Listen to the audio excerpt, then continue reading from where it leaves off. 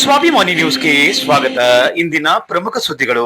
ಸಾಗರ ವಿಧಾನಸಭಾ ಕ್ಷೇತ್ರವನ್ನು ಮಹಿಳಾ ಮೀಸಲು ಕ್ಷೇತ್ರವಾಗಿ ಮಾಡುವಂತೆ ಆಗ್ರಹಿಸಿ ಕರ್ನಾಟಕ ರಾಜ್ಯ ರೈತ ಸಂಘದ ಪದಾಧಿಕಾರಿಗಳು ಸಾಮೂಹಿಕ ನಾಯಕತ್ವದಲ್ಲಿ ಸಾಗರದ ಉಪ ವಿಭಾಗಾಧಿಕಾರಿಗಳ ಮೂಲಕ ಮುಖ್ಯ ಚುನಾವಣಾ ಆಯುಕ್ತರಿಗೆ ಮನವಿ ಸಲ್ಲಿಸಿದರು.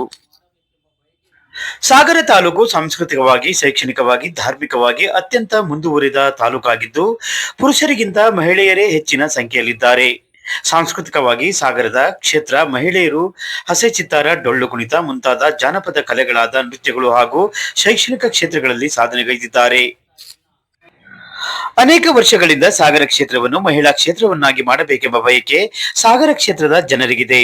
ಮುಂದಿನ ಚುನಾವಣಾ ಕ್ಷೇತ್ರ ಪರಿಷ್ಕರಣೆ ಸಂದರ್ಭದಲ್ಲಿ ಈ ಅಂಕಿಅಂಶ ಹಾಗೂ ಸಾಗರ ಕ್ಷೇತ್ರದ ಹಿನ್ನೆಲೆಯನ್ನು ಅವಲೋಕಿಸಿ ಮಹಿಳಾ ಮೀಸಲಾತಿ ಕ್ಷೇತ್ರವನ್ನಾಗಿಸಬೇಕೆಂದು ಮನವಿ ಸಲ್ಲಿಸಿದರು.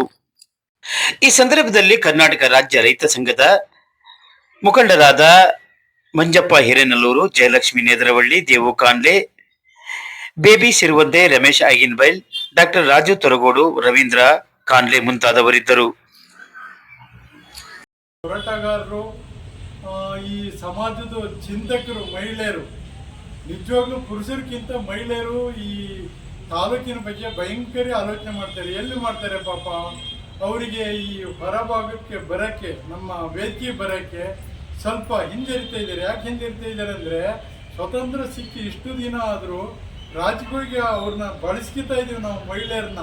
ನೋಡ್ರಿ, ಎಲ್ಲ ರಂಗದಾಗೂ ಮಹಿಳೆಯರನ್ನ ತುಳಿತೀವಿ ಬಿಟ್ರೆ, ಬಳಸ್ಕೊತೀವೋ ತುಳಿತೀವೋ ಬಿಟ್ರೆ ಅವ್ರನ್ನ ನಾವು ತಾಲೂಕು ಮಟ್ಟಕ್ಕೆ ರಾಜಕಾರಣಕ್ಕಾಗಲಿ ಅಥವಾ ಇನ್ನೊಂದು ಹೋರಾಟಕ್ಕಾಗಲಿ ನಾವು ತರಕ್ಕೆ ಪುರುಷರು ಅವ್ರಿಗೆ ಬಿಟ್ಕೊಡ್ತಾ ಇಲ್ಲ. ದಯಮಾಡಿ ಇವತ್ತು ಪುರುಷ ಒಬ್ಬ ಶಾಸಕರು ಅಥವಾ ಮಂತ್ರಿ ಇಲ್ಲಿ ಎಲ್ಲ ಆದಂಥ ಒಂದು ತಾಲೂಕು ಚುನಾವಣೆಗೆ ಅತಿ ಹೆಚ್ಚು ಮತ ಕೊಡೋರು ನಮ್ಮ ಮಹಿಳೆಯರೇ. ಪುರುಷರು ನಾ ಕೊಡ್ತಂತಡಿ ಅಂತೇಳಿ ಲಾಸ್ಟ್ ಅವನ್ ಏನ್ ಮಾಡ್ತಾನೋ ಅದನ್ನ ನಮಗೆ ಗೊತ್ತಿಲ್ಲ. ಬಟ್ ಆದ್ರೆ ಈ ತಾಲೂಕಿನ ಒಳಗೆ ಮಹಿಳಾ 1039 ಮಹಿಳೆಯರಿದ್ದಾರೆ. ಜನಸಂಖ್ಯೆಯಲ್ಲಿ ಪುರುಷರಿಗಿಂತ ಮಹಿಳೆಯರೇ ಪ್ರಮಾಣ ಜಾಸ್ತಿ ಇದೆ.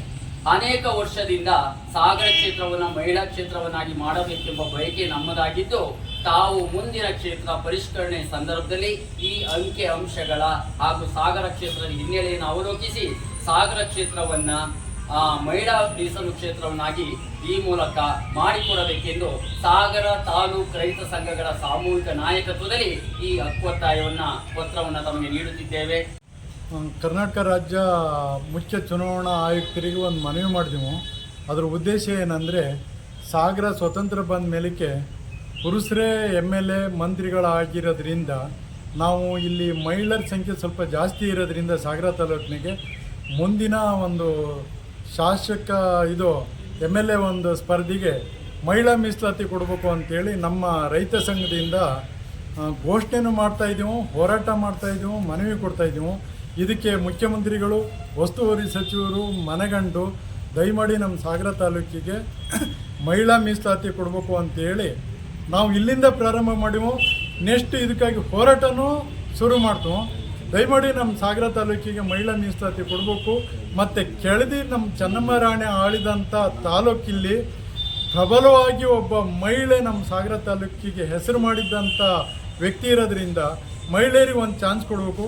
ಮಹಿಳೆಯರು ನಮ್ಮ ಸಾಗರ ತಾಲೂಕಿನಿಗೆ ಎಲ್ಲ ಥರ ಎಜುಕೇಷನ್ ಆಗ್ಬೋದು, ಹೋರಾಟ ಆಗ್ಬೋದು, ತಾಲೂಕಿನ ಪ್ರಜ್ಞಾವಂತರಾಗಿ ಬೆಳೀತಾ ಇದ್ದಾರೆ.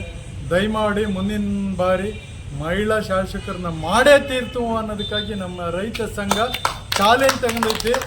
ದಯಮಾಡಿ ಖಂಡಿತ ನಮಗೆ ನಿಮ್ಮ ಸರ್ಕಾರ, ಚುನಾವಣಾ ಆಯೋಗ ಇದನ್ನು ಜಾರಿ ತರಬೇಕು ಅಂತೇಳಿ ನಾವು ನಿಮ್ಮ ಮುಂದೆ ಬೇಡಿಕೆ ಇಡ್ತಾ ಇದ್ದೀವಿ. ಜೈ ಹಿಂದ್, ಜೈ ಕರ್ನಾಟಕ. ಇದು ಈ ನಮ್ಮ ತಾಲೂಕು ಕೆಳದಿ ಚೆನ್ನಮ್ಮ ಆಳಿದಂಥ ಒಂದು ತಾಲೂಕು. ಅದಕ್ಕೋಸ್ಕರ ಇಲ್ಲಿ ನಮ್ಮಲ್ಲಿ ಸಾಕಷ್ಟು ವಿದ್ಯಾರ್ಥಿಗಳಿದ್ದಾರೆ, ಸಾಕಷ್ಟು ಹೋರಾಟಗಾರರು ಇದ್ದಾರೆ, ಕಲಾವಿದರಿದ್ದಾರೆ, ಪ್ರತಿಯೊಂದು ರಂಗದಲ್ಲಿ ಮಹಿಳೆಯರು ಮೇಲ್ಗೈ ಇದ್ದಾರೆ. ಅದಕ್ಕೋಸ್ಕರ ಇವತ್ತು ನಾವು ಇಲ್ಲಿ ಸ್ವಾತಂತ್ರ್ಯ ಬಂದಾಗಲಿಂದ ಪುರುಷರ ಆಡಳಿತವನ್ನು ಮಾಡ್ತಾಯಿದ್ದಾರೆ. ಇನ್ನು ಮುಂದೆ ಆದ್ರೂ ನಮ್ಮ ಮಹಿಳೆಯರಿಗೆ ಒಂದು ಅವಕಾಶ ಕೊಡಿ. ಮಹಿಳೆಯರ ಮತದಾನದಲ್ಲಿ ಮಹಿಳೆಯರೇ ಮೇಲ್ಗೈ ಇದ್ದೀವಿ, ಎಲ್ಲ ಮಹಿಳೆಯರ ಓಟುಗಳೇ ಜಾಸ್ತಿ ಇದ್ದಾವೆ. ಅದಕ್ಕೋಸ್ಕರ ಮಹಿಳೆಯರಿಗೂ ಒಂದು ಅವಕಾಶ ಕೊಡಬೇಕಂತ ತಮ್ಮಲ್ಲಿ ಹೇಳ್ತೀನಿ.